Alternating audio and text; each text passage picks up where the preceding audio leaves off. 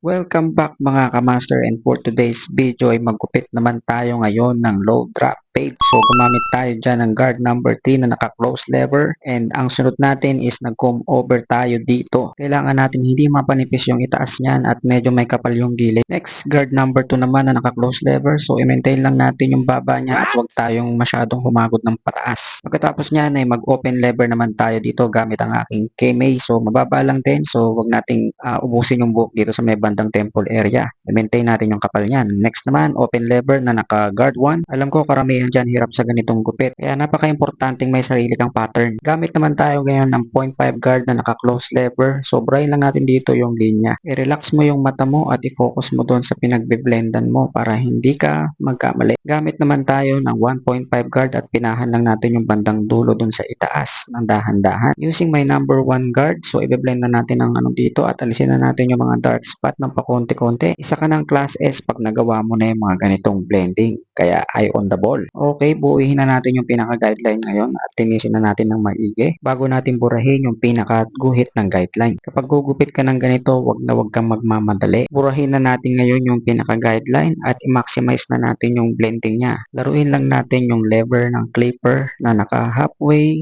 open lever, or close lever hanggang sa makuha natin yung pinakamagandang blending niya. Alam mo kung bakit nahihirapan ka sa mga ganitong gupit? Kasi sarado yung utak mo. Feeling mo ang galing-galing mo tapos alam na alam mo lahat ng gupit. Pero ang hindi mo alam, iniiwasan ka na pala ng mga nagpapagupit sa'yo dati. Baka burst fade pa rin to ya, o fade away mo ulit na maangas.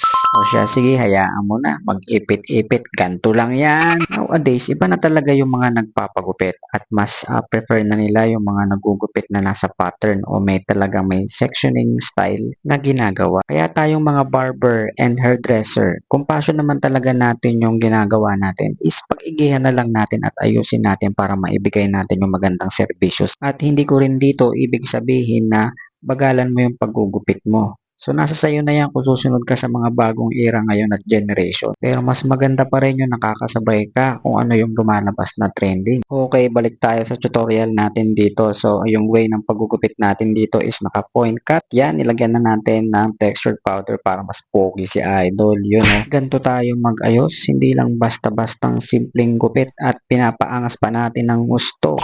So ito na yung pinaka magiging gupit ni Idol. Maraming salamat Idol sa pag-support.